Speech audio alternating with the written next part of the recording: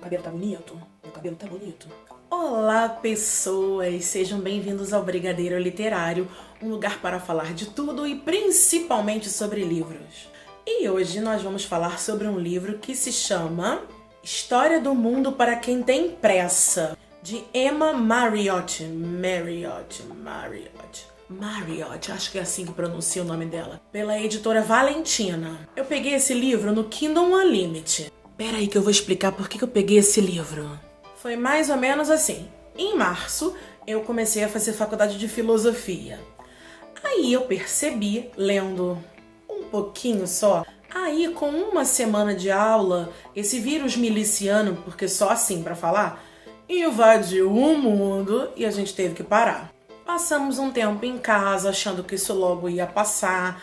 Depois a gente ficou lendo algumas coisas que os professores nos indicaram. Os professores resolveram pensar em uma metodologia que não excluísse ninguém. E aí nós vamos voltar às aulas. Voltamos às aulas. Demorou um pouquinho, mas foi para não excluir ninguém. E eu me inscrevi em um trosolhão de congressos. E eu comecei a ler alguma coisa de filosofia, por alto. E eu notei que eu sei bem pouco de história.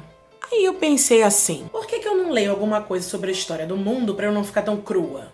Aí você pode me perguntar o motivo disso tudo. E eu te digo o motivo mesmo que você não tenha perguntado. Porque aqui eu mesmo faço as perguntas, eu mesmo respondo. É um monte de diálogo, gente. Muitos filósofos têm tais pensamentos porque vivem em determinado momento que está passando por determinado tipo de guerra ou conflito. E eu fiquei pensando que eu devia entender isso para entender esses filósofos. Se eles são da Alemanha na Primeira Guerra, tem um contexto. Se eles são da Itália, se passando em 1600, é outro contexto. Se eles são da Grécia, do tempo antes de Cristo, outro contexto. Então eu achei necessário conhecer um pouquinho da história do mundo, nem que fosse só um tiquinho. Sei que esse livro não vai englobar toda a história, com todos os pormenores, mas já vai ajudar alguém que não tá na escola faz muito tempo. Então eu peguei esse livro para ler. Bom, o nome ajudou. Para quem tem pressa, eu não queria gastar 6 meses lendo um livro. Então eu peguei isso no Kindle Unlimited, aproveitei que é o Kindle Unlimited. Realmente o livro é rápido, linguagem fácil, há alguns mapas para ajudar a entender, mesmo que no Kindle Unlimited eu não consiga ver esses mapas tão bem quanto seria num livro físico. Então dá para ver o tamanho do reino de fulano de tal, até onde conseguiu ir a dominação, por exemplo, de Alexandre o Grande, ou então do Gengis Khan. Isso é bem interessante. O livro fala desde bem antes do nascimento de Cristo até mais ou menos a formação da Organização das Nações Unidas. E nesse livro tem alguns pontos que eu gostaria de ressaltar. Primeiro, ele não focaliza a sua história somente na Europa. Ele vai dando um panorama, geralmente por data. Aí ele passa pela Europa, sim, mas vai lá na Ásia, vai até lá pelo lado da Oceania, Austrália, Nova Zelândia, fala dos povos que viveram aqui, os povos originais, fala também dos povos originais da América do Norte, fala dos povos originários da África, os seus conflitos, e utiliza os nomes certos da época e colocam entre parênteses o nome mais atual, pra gente poder ficar sabendo. Sei lá, bota um nome e diz atualmente tal região. Aí a gente já mais ou menos sabe para onde que fica aquele local. Achei isso bem interessante, porque tem hora que a gente não sabe onde fica nada.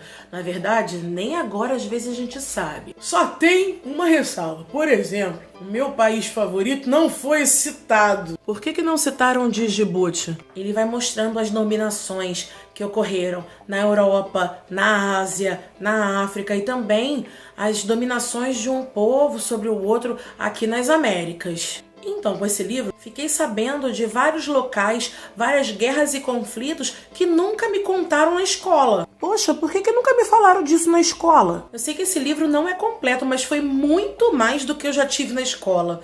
Por mais que eu tive uma professora excelente na 7ª série, 8ª série, no 8º, 9º ano agora. Ela foi maravilhosa, mas ainda assim os livros de história da época não contam nem metade do que está nesse livro. Por exemplo, eu descobri que não foi Gutenberg que inventou a imprensa. Foi na China. Eu fui enganada. Foram muitas coisas que eu não sabia. Falou sobre o Gengis Khan, falou sobre o Kublai Khan, fala sobre o alcance da peste bubônica, a gripe espanhola, outros conflitos, outras doenças e o principal, como gostam de fazer guerra, meu Deus do céu! Os países, principalmente da Europa, não sossegam o rabo, tem que ficar fazendo guerra o tempo todo. Poxa! Será que não tinha outra coisa pra fazer? Aprender outra língua, cuidar dos filhos, dar atenção pra mulher, namorar, vai caçar, vai fazer um móvel, vai lavar a mão, Europa. Para de guerrear, chega. Devia ser mais ou menos assim, quer ver? Tô 3 meses em casa, não tem nada pra fazer, o que a gente vai fazer, hein? Vamos brigar com o vizinho, vamos lá arrumar uma guerra, ver se a gente arruma uma picuinha, fica mais uns 4 anos em guerra, que tal? Poxa, ficaram 100 anos em guerra, 100 anos, quase 3 gerações em guerra, né? Porque o pessoal vivia pouco, fosse agora 2, 3, se não 4, 3, cara, 100 anos em guerra, 100 anos em guerra. Quem em sã consciência fica 100 anos em guerra? Tipo, meu avô entra em guerra e eu tenho que continuar? Tá doido! Mas sabe o que é isso? Egoísmo. Egoísmo. Só isso. É vontade de ter tudo pra si.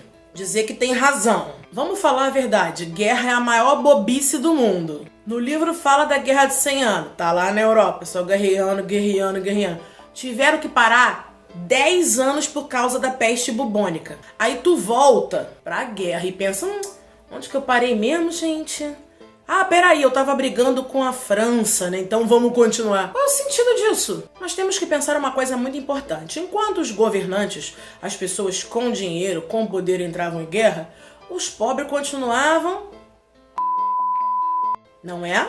Pobre continuava pobre. Era capaz daquele país mudar de governante, mudar a nacionalidade de quem estava governando e aquela pessoa pobre continuava do mesmo jeito. Tipo, não, agora meu governante é francês, não, é espanhol, tá, continuo pobre, ferrado, sujo, doente. Qual era a diferença para ele? Ele continuava pobre, sem nenhuma perspectiva de melhorar de vida? O livro fala das grandes civilizações. Fala dos gregos, dos romanos, dos chineses, fala dos hindus, fala do nascimento do cristianismo, fala do povo árabe, fala dos califas, fala sobre os muçulmanos em diferentes locais do mundo, fala da cultura maia, fala da renascença, do iluminismo, fala dos problemas da escravidão, fala também dos problemas com a colonização, fala do massacre dos povos originários daqui. Os nossos povos originários continuam sendo massacrados, né? Fala sobre o nazismo, sobre a Revolução Russa, fala sobre o fascismo, sobre a Primeira Guerra, a Segunda Guerra. Eu achei que faltou um pouco falar das coisas mais atuais. Por mais que o livro tenha sido mais recente, ele é depois de 2010, ele é de 2012, podia ter falado da Guerra Fria, podia ter falado do Muro de Berlim, podia ter falado da queda do Muro de Berlim, mas mesmo assim valeu a pena, deu um panorama bem interessante da história do mundo. Então se você tá afim de conhecer um pouquinho mais e realmente está com pressa, eu recomendo esse livro. E aí depois você pode procurar outros, procurar alguns vídeos no YouTube de professores para poder conhecer e se aprofundar. Porque quem estuda não cai em lábia de gente sem vergonha e não acredita em fake news. O bom de conhecer um pouco mais sobre história é que a gente tem uma probabilidade menor de repetir os erros do passado. Eu gostei bastante do livro, eu espero que vocês também gostem e possam vir aqui conversar comigo sobre isso. Se você tiver dica de outro livro, de história do mundo, ou de uma parte da história, mesmo que seja romanceado, me dá uma dica aí, fala pra mim. Espero que tenham gostado do vídeo, deixem aqui comentários educados e nos vemos em outro vídeo.